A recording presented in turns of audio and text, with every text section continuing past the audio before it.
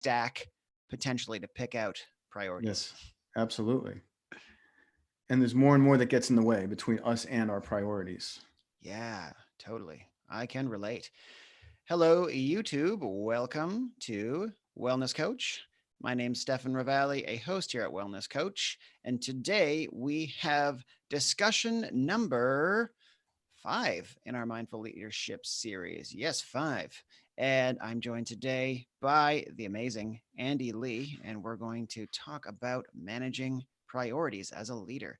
Hello, Andy. Good to see you. Really excited about today. Hey, Stefan, good to be back.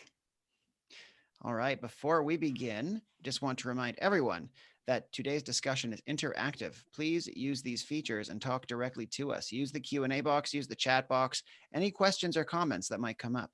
Also, you can put up your hand and we can enable your mic. You can talk directly to us and tap right into Mr. Lee's deep expertise in the field of mindfulness and leadership. And just a reminder that on YouTube, we are so glad to see you there, but we can't talk to you only on the app. That is available on the Apple App Store and the Google Play Store. You can download it there and use these very powerful features. All right. So, Andy, did you want to settle us into today's topic with a practice before we begin discussion? That would be great. So, welcome everybody once again. Let's start our session by fully arriving. And what we'll do is first start with a proper posture, which I always kind of go through because I think it's very helpful. Putting both feet flat on the floor and straightening up the back, letting the shoulders fall downwards and backwards so your chest is open for easy breathing, allowing your hands to fall into your lap wherever they're comfortable, and simply allowing the eyes to gently close or looking downwards with a soft and unfocused gaze.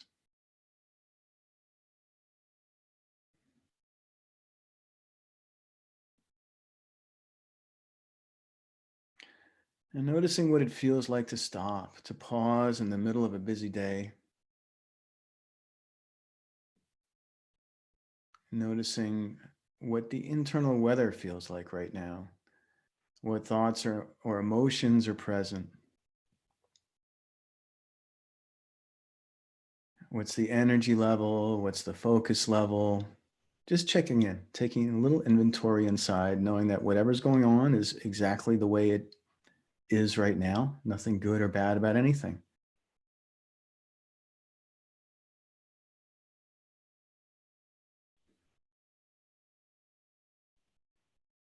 And now bring awareness to the fact that you're breathing. And tuning into the sensations of the breath as it moves in and out of the body.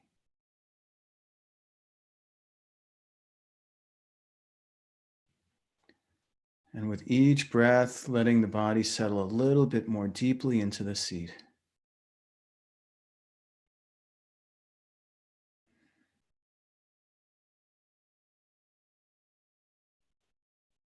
Knowing that in this moment, there's nothing to do, there's nothing to change, nothing to remember, nowhere to go. Just resting in awareness of the breath as it moves in and out of the body.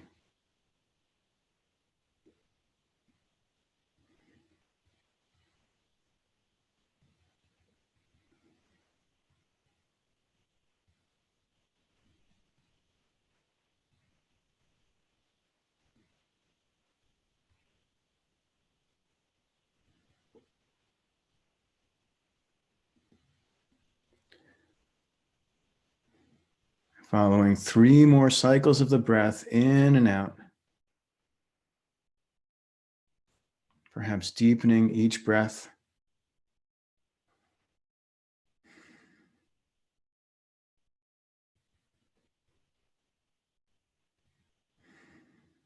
And when you're ready, allowing your eyes to open again.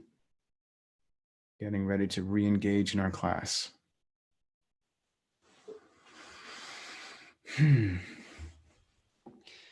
Thank you so much for that, Andy. And hello to those of you just joining us. Good to see some friendly, familiar faces here, like Samira, Harsha, and Shika and Debbie as well, actually. Welcome back, guys, and Joanna. Good to see you again. And look forward to beginning this discussion while we're chatting. If anything came up about that practice and you want to know more about it, or you want to share your experience, let us know in the chat box and the Q&A box. All right. So, managing priorities as the next step in our journey of mindful leadership. And just so you guys know, this is a standalone session, though you can refer backwards to the previous ones to get an idea and some amazing insight into mindful leadership practices and principles. And previously, we talked about connection. Now we're getting a little more, I feel like we're getting a little more practical now, talking about, managing where we're putting our energy. Is this managing the team's priorities or one's own priorities as a leader, Andy? Well, as a leader, your priorities kind of are your team's priorities, so there's a big overlap. But what we're going to be talking about is managing your own priorities, managing the things that you know you want to get done, whether it's, and obviously it doesn't include your team's priority, it doesn't exclude your team's priorities, but whatever you think is important. And usually we have a whole list of things that we know we need to get done, and a whole lot of things that get in the way. So we're going to talk about how to get to those priorities and then how to follow through on them in an effective way using a mindfulness-based approach. Yeah. How does mindfulness influence our ability to manage priorities? It sounds just like general professional competence. Like, oh, I know how to manage priorities. I'm an experienced professional. Can this be taken to the next level with mindfulness? I think it does. And I think these days, those things that used to be kind of given, basic professional skills, our workplace is has so many distractions now and so much information coming at us that I think you really need mindfulness just to do your basic job these days. And especially when it comes to priorities, because what happens is when we get into the office, there's so much going on that it's so easy to just fall into following up on emails or following up on other media that's coming in, tweets and other notifications that we're getting or feeds. And we never even get a chance to consciously decide what we're going to work on. So this is where mindfulness comes in, because that process is very automatic. That's being on autopilot. I go into the office, I sit down at my desk, and all of a sudden I have no control. Someone emails me, I have to write them back. Somebody pings me and I have to text them back. A meeting comes up on my calendar, I have to go to the meeting. I have no control. And mindfulness is about taking a step back and saying, okay, before that circus kind of starts, what do I actually want to get done today on my agenda, not on somebody else's agenda? And number two, how can I maintain my focus and not get sucked into these kind of information or communication whirlpools so that I can actually follow through on the things that I know I need to get done? Yeah, I can definitely relate in various fields of work that I've been in where it's really easy to be busy. Yes.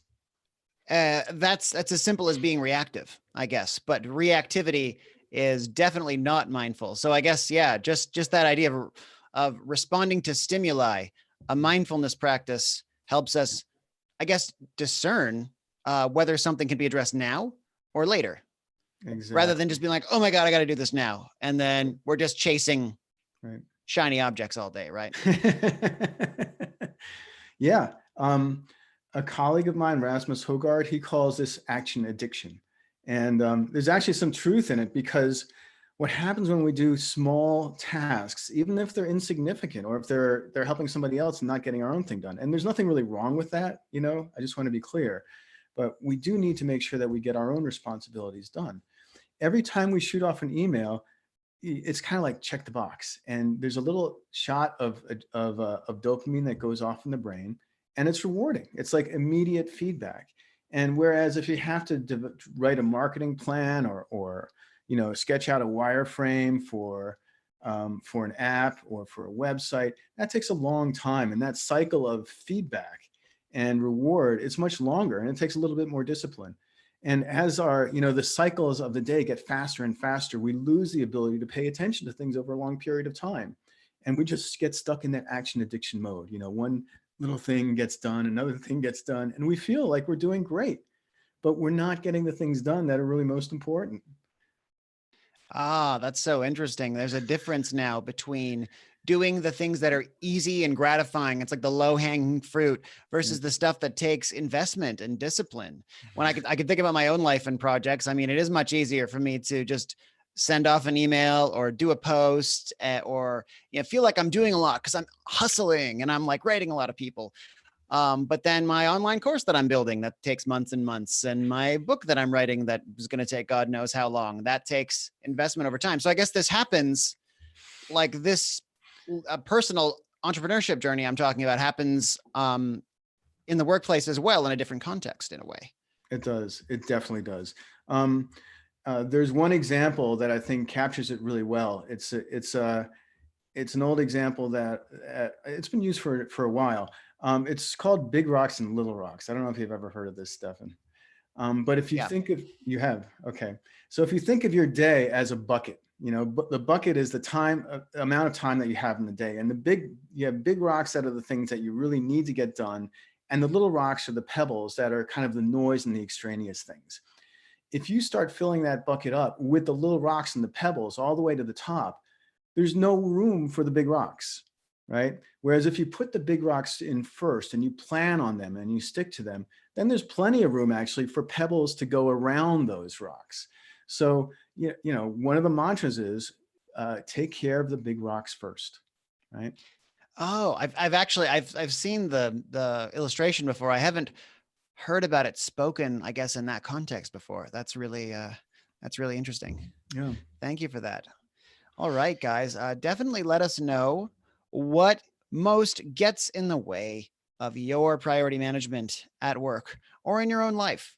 What's causing distractions for you? So, Andy, what kind of practices do you recommend for managing these little rocks and keeping maybe these big rocks and keeping us on the path of the right investment of energy throughout the day? Mm-hmm. Well, some of them are just really simple, but that doesn't mean they're easy to do. The most important one, I think, is when you get into the office at the beginning of the day. Um, if you have a mindfulness practice, if you do a mindfulness practice at work, that's a great time to do it. At the beginning of the day, and then in a calm mind, take a look at your calendar and look what you have going for the day. And the first thing I do is I look at the meetings and I say, which ones do I really need to go to and which ones don't I? Okay. Um, and the next thing that I do is I look at my priorities. What do I want to get done during the day? And I try to figure out where during the day am I actually going to spend the time getting that done. So the first thing, Stefan, is about how we start our day. The next thing that's kind of implied by this is that we need to think ahead. We need to block out some time every day to focus on priorities, maybe from 11 to 1, or, just an hour or 2 hours or whatever works for you. Put that time in your calendar and guard that time, save that time, so that no matter what happens, you're going to have that time set aside to work on what's really important. All right, got some questions and comments rolling in. An anonymous user says autopilot has a real influence on their life. And Samira says that when you overwork and overthink, you have no peace inside of you, and asks what overtaxing is. And I'm wondering if that has any resonance to you, Andy, if you've heard it used in this context before. Overtaxing sounds like you're putting too much of a strain on your brain. It could be the result of overwhelm, maybe. And when we get that sense of overwhelm, we lose. It has a big impact on our minds. I mean, if we get caught in this place of just being busy and reacting to one thing or the other and kind of falling behind, we can find ourselves in this state of overwhelm. And what happens then is actually our ability to focus goes down further. Okay, we become less creative, and we're actually less likely to reach out to other people, because I don't know if you've had this experience, but when I'm under real stress to get something done, and there's good stress and bad stress, it's kind of like a bell curve. But once you get over the other side of the bell curve where the stress is too strong, your focus just kind of collapses onto that thing that you're working on, and you don't have time to think about anything else. You're not able to connect or to ask for help or to be creative. And that's, I think, what happens when you overtax your mental system. Yeah, absolutely. I guess you lose the broad perspective. Yeah. And I find sometimes what I do and others do too is when things get overwhelming, they focus all of their attention on something maybe less significant or important as a way of buffering the like imposing Mm-hmm. like weight of Mm-hmm. what actually has to be done. You Mm-hmm. know. Mm-hmm. Well, sometimes there's some wisdom to that, because sometimes it's good to start on something and something big, and then when you get stuck, you need to kind of walk away from it or do something else and let those thoughts percolate. So we don't want to be too strict about these things. I really think that we have to pay attention to what feels right. What feels productive right now, and not do those small things as an escape. But sometimes there is a case to be made that I need to go for a walk, or I need to take a break, or I need to just organize my files, in my on my computer. It doesn't really get us anywhere, but it creates a little, in its own way, creates some mental space for us. All right, I got some comments coming in about distractions in everyone's lives. Harsha says a lack of focus on how to take control of the big rocks. It's about focus for Harsha. Okay. D says having an open internet browser, email, Slack, and news are his biggest distractions. And Julie says messages from my teams. I need to get better at turning off alerts when I'm working on something important. Those are all excellent examples. When you're working on something, um, first of all, just generally, you should turn off all the notifications you can. If you have a little bubble that comes up on your screen when you get a notification or an email or something else, turn that off. Turn off all sounds and visual notifications. Again, this is one way to think about it. Mindfulness is actually about taking a step back so that we can take greater control of our time and our lives. The more notifications we have on, the more distractions we have on, the less control we have. Think about it, because if you decide to turn off those notifications, then you end up checking them when you want to, when is the right time for you to take a break and look at them, instead of whenever somebody else may think that it's the right time for you to focus on it. And that makes a very big difference. Absolutely. And sometimes I wonder, like, is this an inflated sense of self-importance that has me keep these notifications on? Because no one needs to know something from me that quickly, like, unless I'm an ER doctor. And really, like, there can be like set amounts of time throughout the day where these things are addressed. And otherwise, there's no need for the data to come in and No, distract us. no, there's definitely not. It's and it's a profound change. It sounds very simple, but it is. And you're right, these things are traps, because we do like that constant feedback. We like to feel wanted. We like to feel that people really need us. But uh, it's like the fast food of reward. It comes and goes really quickly, and it's not nourishing. It tastes good, but it's not nourishing. Um, and by the way, you can also do these things as a team, as a leader. Um, the last team that I led, we met every morning it started at 15 minutes, and then it ended up being 30, where we all told each other what we were going to get done in that day. Kind of like, a scrum, a very short meeting that people have in the kind of in the agile approach to work. And that was just so clarifying, because a lot of times we would find conflicts or overlaps or questions about what's really important. And also, by talking through it with somebody else, even if you just mention it to somebody else, it commits you to it more. You told your team that you were going to do this, so now you kind of really have to do it, because you're meeting with them again tomorrow, and you really should have something good to say. So doing as a leader, you can do this as a team. You don't want to drive people crazy, and you have to decide whether your work is work that's amenable to this kind of thing.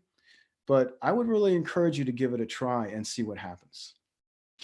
Yeah, I love those meetings are called scrums, which is Right. from rugby. It's a really grindy part of rugby. It adds an active flavor to meeting rather than just the stationary process that everyone's like, oh, when's this going to end? Right. I've And got by a, oh, sorry, go ahead, please. Oh, you had questions. There's a question. Yeah. How can we bring a team? How can we bring the team back to focus on the main goal when everyone is sharing ideas that might not align with our current goals? This is from an anonymous user. How can we get the team to focus back on the main goal if they're coming up with a lot of ideas that aren't really related? Yeah, I'll All right. repeat it. How can we bring the team back to focus on the main goal when everyone is sharing ideas that might not align with Mm-hmm. our current goals or that main Mm-hmm. goal, I guess? Mm-hmm. Well, it's important to acknowledge contributions and to just say, those are great ideas. Let's put them aside. Let's revisit them another time. Right now, this is our priority. That's kind of that's what you need to do as a leader. And chances are many of the people on your team are thinking the same thing. They're thinking, wow, this is fun. We're coming up with a lot of good ideas, but I'm getting a little bit concerned about how we're going to get them all done. So by doing that, you're going to help everybody out. Great. And I got a comment here from Harsha. I tend to not immediately reply to emails these days, and it really helps me to focus on my phone. All notifications are disabled at all times, mostly. Excellent. Yep, that's great. And also, there's other types of distractions because a lot of people also work in open office environments. And in some places that works, and in some places that doesn't. And certainly what we're learning is that if you work in an open office environment, it's helpful to have a place you can go if you do want to focus on that deeper work, if you do want to focus on your priorities. Maybe it's a small conference room, or maybe it's even working from home for a day if that works for you. So it's not just about what's on your screen, but it's also about your environment. And again, think about this whole thing about mindfulness as taking control back, you know, adjusting your work environment, your distractions and notifications, and your calendar to serve you, and not to just be something default that you assume you can't change or you don't have control over. All right, we're a bit past the 20-minute mark, but there's lots of great questions coming in. So I'm down to keep things going if everyone else is. But be on your way if you have to, guys, since we've already covered a lot today. Samira asked, I love that she's asking this. This is a great topic. How can you focus on one thing and not everything at the same time? Um, Focusing on one thing can be challenging. Focusing on everything is also quite challenging. I don't know how one would go about doing that, but I know the feeling. It's like, oh my God, I need to keep everything under control. Um, it takes a little bit of discipline, and it takes a little bit of control, and and maybe what I do sometimes is I'll have a major task and then a minor task, and I will keep that other task, the minor task, the simple task, as the kind of the standby task as I focus on the big one. So maybe it's you can toggle between two things as long as you're not getting totally distracted and all over the place. Um, but that answer may be different for everybody. And what I would encourage you to do is to try it. Try focusing on one thing, setting some time aside, 15, 20 minutes or half an hour to focus on that and see how it goes. See what comes up, see what it feels like, and you'll learn. If you pay attention, you'll be your own best coach in this. And this is, again, is a mindfulness principle. You have a lot of the answers to these things. If you try it out and just notice what comes up and notice how you work with it, the way forward will often kind of just present itself. In my opinion, in my experience, my response to that would be you can focus on one thing at a time, as simple as it is to assure yourself that you can only do one thing at a time. So you may as well focus on it. And I guess this comes from my experience in hospitality, which is like probably my richest background, which I teach about now. Um, Everyone thinks like servers in a restaurant. They see them running around juggling tasks, and they think that they're great multitaskers. But in fact, if they were to ever multitask, things would fall apart. They're great monotaskers. They're great at keeping focused on one thing while having a stack in their mind of the priorities that need to get done. But they can only ever do one thing at a time. Yes. And it's a matter of like, I guess, keeping the stack in your awareness consistently. And that actually takes some skill and some training. But throughout the day, one can keep that stack going and saying, this is the top of the stack. That's all I have to worry about right now, because that's all that I can do. You can't do more than one thing at once effectively. I think every study imaginable has proven that. I don't know what your thoughts are on monotasking. That's exactly right. Multitasking is a myth. It doesn't exist. And what it is actually switch tasking. And it's like driving down the highway and constantly switching lanes. Okay. It's impossible to do two things at the same time. Um, and what happens is we become less creative. The quality of our work goes down and we become more stressed. So the less you can multitask and the more you can do your best to focus on one thing at a time, the better your work will be and the faster you'll get things done. Definitely agreed. I've got another question now, Andy. Do you have time for it? You mind if we shoot that one in too? Yeah. This is from Harsha here. What is your view on how open office culture is impacting mindfulness? Research says they are being counterproductive. How are they educating companies on this, if any at all? Well, I'm not one to know what's right in every situation. However, I will say that many people have found that the open office environment is quite distracting, is not conducive to focus. Um, However, it can also have the opposite effect because an open office is designed to create easy collaboration and communication between people who are working on similar things, which can have some benefit.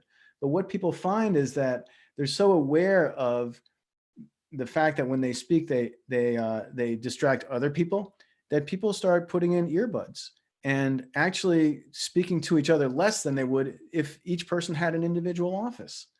So again, this is a place where you want to trust your experience and say, is this working here? In some situations, it might be the right answer, but in many situations, an open office floor plan is not conducive to focus or to collaboration.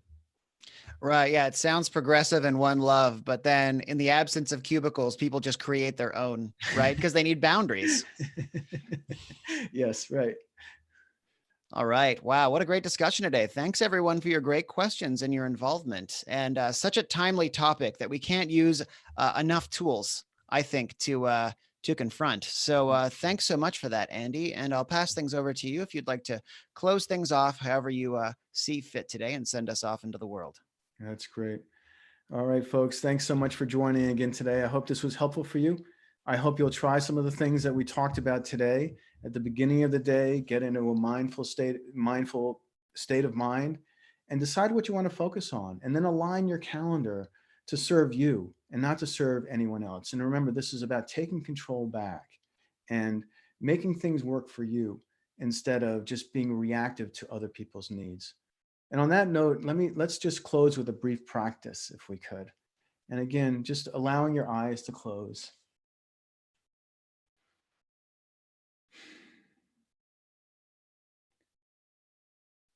Tuning into the breath, the rising and the falling of the chest.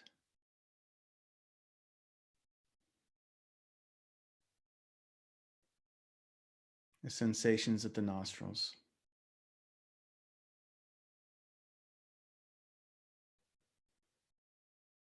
And taking a moment to think of one priority that perhaps you've been putting off for a while. It's been lingering in the background.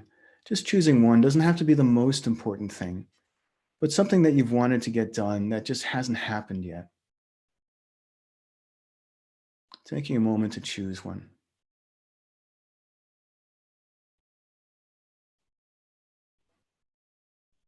And now making a commitment that tomorrow morning, when you start your day, starting it with a brief practice, and then making a plan to accomplish that priority.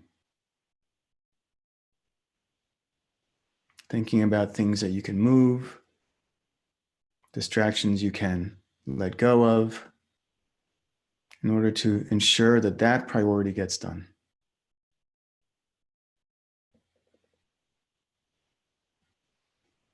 And perhaps you can even make that plan right now.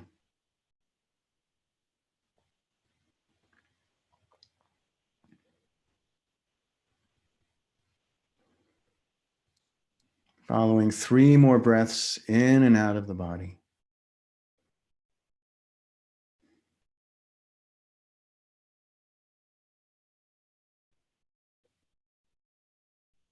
Allowing your eyes to open again. And I want to thank everybody once again for coming today. Join us next week. We're going to be talking about balance. And this will be our final session. And you'll want to make sure to see it. You'll want to make sure to tune in because it's a really important topic. So thanks again. I hope you have a great day. Hope you enjoyed the session, and we will see you next week. Bye.